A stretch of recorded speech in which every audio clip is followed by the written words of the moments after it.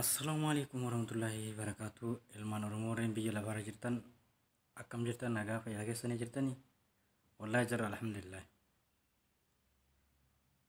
Ergaa tana dhageeffadhu sheer godhi.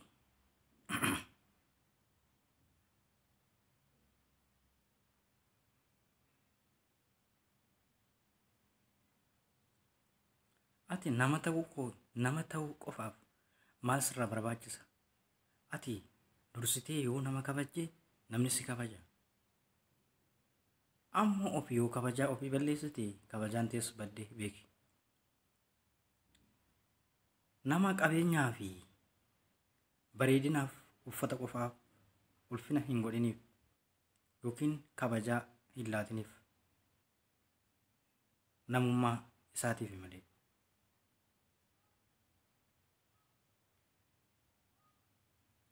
Barcumarraa walii kan maree dhugaarraa walii hin kaan jette Oromoon yoo makmaaktu. Kanumaafuu nu Oromoon barcumarraa diinaaf yoo ta'e kaana malee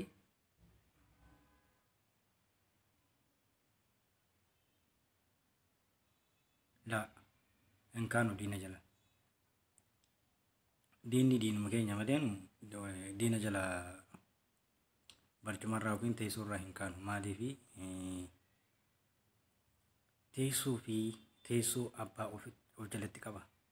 Kanumaafuu Oromoon teessoo ofii of jalatti qabu qabdan.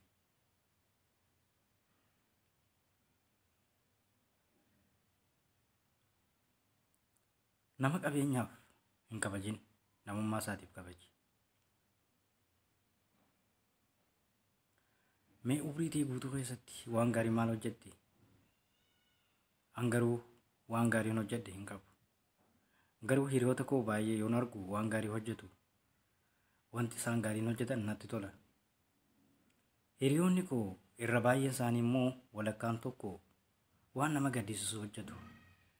Garuu immoo takka jee Rabbiin karaa irratti isa deebisee yeroo waan gaarii hojjetu yoo argitu baay'ee sitti tola. Kanumaafuu inni karaa daandii sirriirra hin jirres akka daandii sirriirratti deebitu hiriyoota keessan irraa ilaalachuu qabda.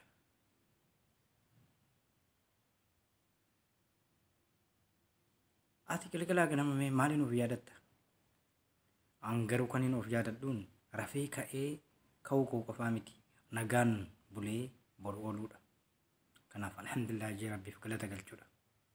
Kanumaafuu yeroo hunda alhamdulillah jechuu hin dagatin. Ooltee buluun kunuu Rabbiini.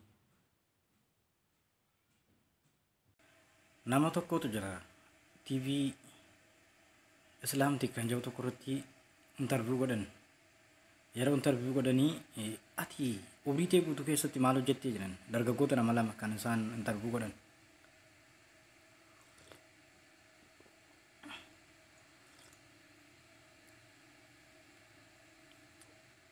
Lachuu qeerroodha. TV Islaamaa kanarratti gaaffii deebii gaggeessanii yeroo gaaffii deebii gaggeessan maal jennaani inni tokko an umrii koo keessatti mana namaatiin gubaa deeme maaliif nama walitti buusaa yeroo namni isaa walitti bu'ee an gidduu kana waa'ee hin deeme saamaa umrii koo kanatti hin fixee jedheen. Inni interview godhu san gaaffii dhiyeesseef ati waggaa meeqa irraa eegiin kawan nama saamuu eegaltee mana nama gubuu eegalteennaan ani dhaladhee waggaa 15 irraa hin eegalee jedhee. Garuu umrii koo keessatti akka keerii hojjedhee hin beeku jedhe. Ookee jedheen. Namichi kun qeerroon kun oduma akkas jedhu gara dargaggummaatti deemee amma umrii isaa guutuu walakkaa tokko hammeenyatti dabarse jechuudha. Amma gara shabaabummaatti yeroo dhiyaatu keessummummaa deeme mana namaatti goree halkan tokko bule. Yeroo halkan tokko bulu nama takka waliin argin aduun isatti dhiyuu arginaan kararraa fudhanii manatti galchan. Kana yaa baleessa koo eessarraa dhufteennaan laa akkanaan fageenyarraa hin dhufeennaani maal barbaade deemtaannaan ani takkaa keerii hojjedhee hin beeku garuu keeriin barbaada deemaa jedheen.